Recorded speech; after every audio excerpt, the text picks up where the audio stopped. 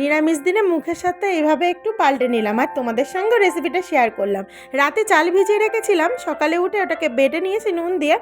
আর একটু দেখো কড়াইয়ের মধ্যে সামান্য একটু তেল দিয়ে কারি পাতা, বাদাম, শুকনো লঙ্কা, একটু জিরে আর একটু আদা দিয়ে এটাকে ভেজে নিয়েছি। নিয়ে ওটাকে ঠান্ডা করে তারপর মিক্সিং জারের মধ্যে ধনে পাতা আর নুন মিষ্টি দিয়ে ওটাকে বেটে নিয়ে তারপর একটু কড়াইয়ের মধ্যে তেল দিয়ে ওটার মধ্যে শুকনো লঙ্কা, সর্ষে আর কারি পাতা দিয়ে ভেজে নিয়ে তড়কা দিয়ে দিয়েছি।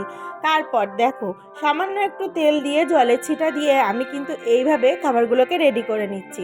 যেহেতু ওটা ছোট চাটু ছিল, একটু মোটা মোটা হচ্ছিল, কিন্তু ভালো লাগে না, সেই জন্য ভাবলাম এই বড় চাটুটা নিই। আবার এটাতে এইভাবে বানিয়ে নিচ্ছি। তোমরা যদি একটু মুড়মুড়ে খেতে চাও তাহলে কিন্তু পাতলা করে বানাবে। আমার রেডি হয়ে গেল সুন্দর একটা ধোসা। তোমরা কে কে পছন্দ করো আমাকে কিন্তু জানিও, আমাদেরও কিন্তু খুব পছন্দ এই খাবারটা। এই দেখো সকালের হেলদি অ্যান্ড টেস্টি খাবার রেডি। কেমন লাগলো আমাকে কমেন্ট করে জানিও। টাটা, আবার দেখাবে পরে।